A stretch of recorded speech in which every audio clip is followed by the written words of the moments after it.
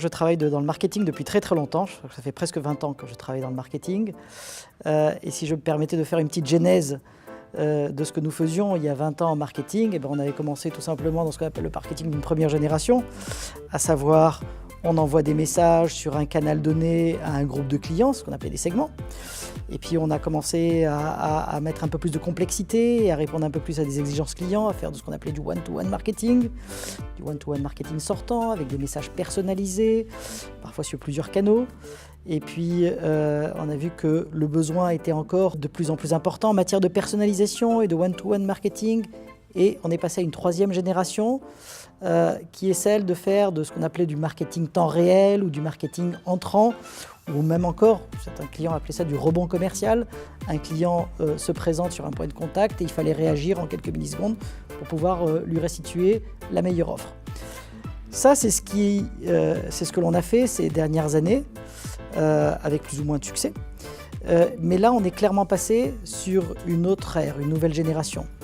La génération est que les canaux sont de plus en plus importants, les canaux de contact, ça peut être des médias sociaux, des canaux entrants, des canaux sortants, des agences physiques, du pas physique, du chatbot, et que la complexité liée au parcours client est telle, parce que chaque cas est particulier, chaque cas est différent, et les clients ont ce besoin de personnalisation, et qu'aujourd'hui on est rentré dans une ère où on va devoir de plus en plus utiliser ce qu'on appelle aujourd'hui l'intelligence artificielle.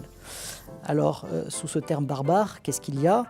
Il y a à la fois des algorithmes très connus par les statisticiens, on fait ça depuis très longtemps, mais on va devoir avoir ces algorithmes intelligents qui vont apprendre. Parce que l'humain n'aura pas suffisamment d'intelligence pour y mettre toutes les règles requises pour traiter cette complexité, cette multiplicité sur les parcours clients. Donc, la qualité essentielle de ces futurs outils d'intelligence artificielle, ce sera donc de pouvoir apprendre de manière intelligente, d'accord, et d'être très centralisé.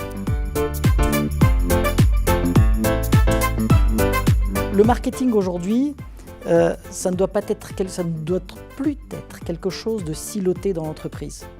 Quand un client se présente à une entreprise, il ne pense pas qu'il se présente au service marketing et il n'attend pas quelque chose en particulier du service.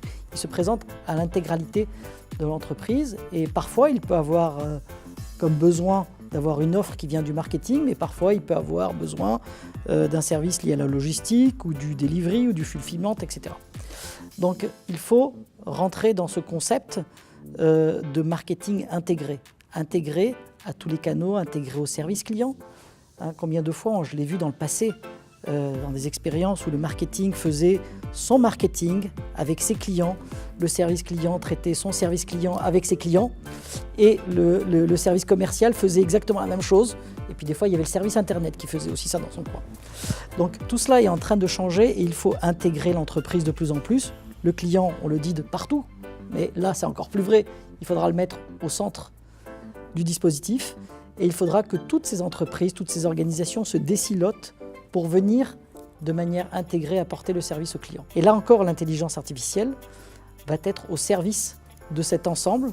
L'intelligence artificielle ne doit pas être limitée, comme je le vois trop souvent, à un service de chatbot, à un outil lié à la gestion des campagnes marketing, d'accord ? Mais il doit être vraiment au cœur du dispositif de l'entreprise. Alors dans notre jargon, on appelle ça du Customer Decision Hub, comme son nom l'indique.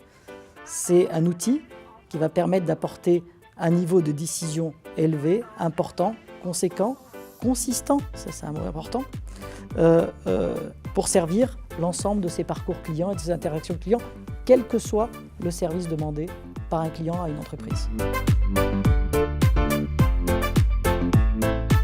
Il y a un mot-clé qui sera l'agilité, l'adaptabilité.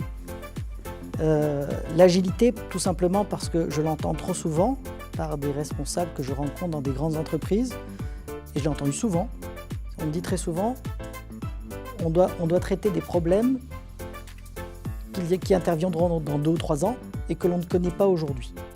C'est terrible comme équation. Et donc, seul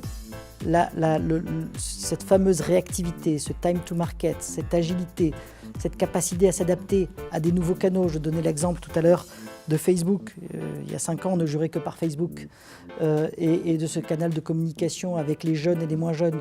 Aujourd'hui, Facebook, c'est un outil pour les vieux, les gens de ma génération. Mais clairement, aujourd'hui, on doit passer sur d'autres canaux, sur Instagram. Et dans 2 ans, on va devoir passer encore sur d'autres outils que l'on ne connaît pas aujourd'hui. Et seule cette capacité d'agilité permettra toujours d'être à l'écoute des clients, de pouvoir apporter ce service et cette exigence de répondre aux exigences de ses clients et quelque part de conserver par ce biais-là ses clients et pouvoir les fidéliser. C'est quelque chose que l'on oublie souvent. On commence tous à avoir beaucoup d'expérience avec nos entreprises, avec tous ces chatbots. Un chatbot, c'est un robot. Un robot, c'est plutôt froid, c'est métal. C'est pas très agréable. Ça répond au service, parfois, pas toujours. Mais il faudra forcément à un moment donné passer à une autre dimension. Et c'est un concept qui m'intéresse beaucoup et que je développe beaucoup quand je discute avec des directions marketing, c'est l'empathie. L'empathie avec les clients. Comment est-ce que l'on sort de la froideur d'un système d'information automatisé avec des règles dures, programmées, prédéfinies, à un système empathique avec un client. Et c'est un peu ce que l'on demande, c'est qu'on soit reconnu, qu'il y ait un sourire, qu'il y ait une compréhension, qu'on n'a pas besoin de redites d'un certain nombre de choses. Et il va se créer naturellement cette relation. Alors bien entendu, on ne peut pas faire des robots personnalisés pour chacun de ses clients, c'est pas possible. Mais on va pouvoir demander à nos robots, à nos fameux robots et à nos fameux systèmes d'intelligence artificielle, d'apprendre aussi ces notions d'empathie. D'accord ? Sortir simplement de ces critères classiques que l'on utilise, l'âge du client, son segment, sa catégorie socio-professionnelle, son niveau de consommation, etc. Et de prendre en compte d'autres critères bien différents qui vont traiter et pouvoir créer une relation différente avec ses clients. Aujourd'hui, c'est probablement la seule plateforme du marché qui permet de traiter à la fois ces sujets liés à l'engagement client, d'accord, qui permet de traiter à la fois ce qu'on appelle très souvent le back-office, et comment ces relations avec les clients peuvent avoir un impact derrière dans le système d'information, sur les systèmes de logistique, sur le système du delivery, sur les systèmes comptables ou les systèmes financiers.